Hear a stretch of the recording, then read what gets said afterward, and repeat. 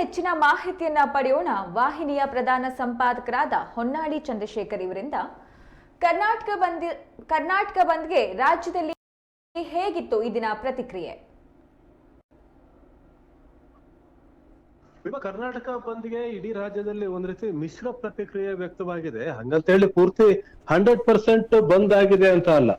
ಎಲ್ಲೂ ಸಹ 100% ಸಂಪೂರ್ಣ ವಹಿವಾಟು ಸ್ಥಗಿತ ಆಗಿರೋದು, ಅದು ಎಲ್ಲವೂ ಬಂದ್ ಆಗಿರೋದು ಅಂತಕ್ಕಂಥ ಪರಿಸ್ಥಿತಿ ಯಾವ ಊರಲ್ಲೂ ಇದ್ದಿಲ್ಲ. ಎಲ್ಲ ಊರಲ್ಲೂ ಭಾಗಶಃ ಆಗಿದೆ. ಮತ್ತೆ ಕೆಲವು ಕಡೆ ಈ ಕನ್ನಡ ಸಂಘಟನೆಗಳು ತುಂಬಾ ಸ್ಟ್ರಾಂಗ್ ಆಗಿ ಎಲ್ಲಿ ಪ್ರತಿಭಟನೆ ಮಾಡಿದವೆ, ಉದಾಹರಣೆಗೆ ಜಿಲ್ಲಾ ಕೇಂದ್ರಗಳಲ್ಲಿ ಉತ್ತಮ ಪ್ರತಿಕ್ರಿಯೆ, ಅಂದ್ರೆ ಬೆಳಗಿನ ಒಂದೆರಡು ಗಂಟೆಗಳಿಗೆ ಮಾತ್ರ ಒಂದು ಪ್ರತಿಕ್ರಿಯೆ ವ್ಯಕ್ತವಾಗಿದೆ. ಅದನ್ನ ಹೊರತುಪಡಿಸಿ ಇನ್ನು ಬೇರೆ ಅವಧಿಗಳಲ್ಲಿ ಮಾಮೂಲಿನಂತೆ ಜನಜೀವನ ಇತ್ತು. ಇದಕ್ಕೆ ಬೆಂಗಳೂರು ಸಹ ಹೊರತಲ್ಲ. ಆದ್ರೆ ಕನ್ನಡ ಸಂಘಟನೆಗಳು ಬೀದಿಗಿಳಿದು ಪ್ರತಿಭಟನೆಯನ್ನ ಮಾಡಿದ್ದೇವೆ. ಪ್ರತಿಭಟನೆಯನ್ನ ಮಾಡಿ ತಮ್ಮ ಬೇಡಿಕೆಗಳನ್ನು ಈಡೇರಿಸಬೇಕು ಅಂತ ಹೇಳಿ ಸರ್ಕಾರವನ್ನ ಒತ್ತಾಯ ಮಾಡಿದ್ದೇವೆ. ಬೆಂಗಳೂರಲ್ಲಿ ವಾಟಾಳ್ ಅವರು ಏನು ಕರೆ ಕೊಟ್ಟಿದ್ರು, ಈ ಬಂದ್ ಮಾಡ್ಲೇಬೇಕು ಅಂತ ಹೇಳಿ, ಬಂದ್ ಮಾಡೇ ಮಾಡ್ತೇವೆ ಅಂತ ಕರೆ ಕೊಟ್ಟಿದ್ರು. ಆದ್ರೆ 100% ಬಂದ್ ಅನ್ನುವಂತ ಸ್ಥಿತಿ ಎಲ್ಲೂ ಇಲ್ಲ. ರಾಜ್ಯದಲ್ಲಿ ಮಿಶ್ರ ಪ್ರತಿಕ್ರಿಯೆನೇ ಇದೆ. ಇನ್ನು ಕೆಲವು ಕಡೆ ಕನ್ನಡ ಸಂಘಟನೆಗಳು ಮೆರವಣಿಗೆಯನ್ನ ಮಾಡಿದ್ದಾರೆ, ಪ್ರತಿಭಟನೆಯನ್ನ ಮಾಡಿದ್ದಾರೆ. ಜಿಲ್ಲಾ ಕಚೇರಿ ಮತ್ತೆ ತಾಲೂಕು ಆಡಳಿತದ ಕಚೇರಿಗಳ ಎದುರಿಗೆ ನಿಂತು ಪ್ರತಿಭಟನೆಯನ್ನ ಮಾಡಿದ್ದಾರೆ.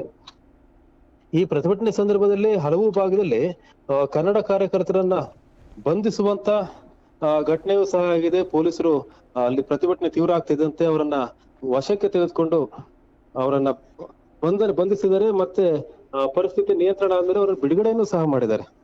ಹಾಗಾಗಿ ಬೆಂಗಳೂರು ಮಾತ್ರ ಅಲ್ಲ, ಚಿಕ್ಕಬಳ್ಳಾಪುರ, ದೊಡ್ಡಬಳ್ಳಾಪುರ, ಕೋಲಾರ, ಚಾಮರಾಜನಗರ, ದೇವನಹಳ್ಳಿ, ಬೆಂಗಳೂರು ಗ್ರಾಮಾಂತರ ಈ ಭಾಗದಲ್ಲೂ ಸಹ ವ್ಯಾಪಕವಾದಂತ ಪ್ರತಿಭಟನೆ ಎಲ್ಲಾ ಕಡೆ ನಡೆದಿದೆ. ಇನ್ನು ಮಲೆನಾಡು ಭಾಗದಲ್ಲಿ ಶಿವಮೊಗ್ಗ, ಚಿಕ್ಕಮಗಳೂರು ಈ ಭಾಗದಲ್ಲಿ ಕೇವಲ ಜಿಲ್ಲಾಧಿಕಾರಿಗಳ ಕಚೇರಿ ಎದುರು ಮತ್ತೆ ಬೇರೆ ಬೇರೆ ತಾಲೂಕು ಆಡಳಿತದ ಕಚೇರಿ ಎದುರು ಒಂದ್ ಸ್ವಲ್ಪ ಮಟ್ಟಿನ ಪ್ರತಿಭಟನೆ ನಡೆದಿದ್ದು ಬಿಟ್ರೆ ಜನಜೀವನದ ಮೇಲೆ ಅಸ್ತವ್ಯಸ್ತ ಆಗುವ ರೀತಿಯಲ್ಲಿ ಬಂದು ಪರಿಣಾಮವನ್ನು ಬೀರಿಲ್ಲ. ಇನ್ನು ಉತ್ತರ ಕರ್ನಾಟಕದಲ್ಲಿ ಬಹಳ ಮುಖ್ಯವಾಗಿ ಬೆಳಗಾವಿಯಲ್ಲಿ ವ್ಯಾಪಕ ಪ್ರತಿಭಟನೆ ಆಗಿದೆ. ಎಂಇಎಸ್ ವಿರುದ್ಧ ಅಲ್ಲಿ ಪ್ರತಿಭಟನೆಯನ್ನ ಮಾಡಿದರೆ ಕನ್ನಡ ಕಾರ್ಯಕರ್ತರು ಎಂಇಎಸ್ ವಿರುದ್ಧ ಕ್ರಮ ತಗೊಳ್ಬೇಕು ಅಂತ ಆಗ್ರಹವನ್ನ ಮಾಡಿದ್ದಾರೆ. ಮತ್ತೆ ಬೀದಿಗಿಳಿದು ಪ್ರತಿಭಟನೆಯನ್ನ ಮಾಡಿದ್ದಾರೆ. ಹಾಗಾಗಿ ಬೆಳಗಾವಿಯಲ್ಲಿ ಈ ಹೋರಾಟ ಒಂದು ಸ್ವಲ್ಪ ತೀವ್ರ ಸ್ವರೂಪವನ್ನೇ ಪಡೆದಿದೆ. ಇದನ್ನ ಹೊರತುಪಡಿಸಿ ಇಡೀ ಕರ್ನಾಟಕದಲ್ಲಿ ಕೆಲವು ಕಡೆ ನೀರಸ ಆಗಿದೆ ಮತ್ತು ಬಹುತೇಕ ಕಡೆ ಮಿಶ್ರ ಪ್ರತಿಕ್ರಿಯೆ ವ್ಯಕ್ತವಾಗಿದೆ. ವಿಭಾ,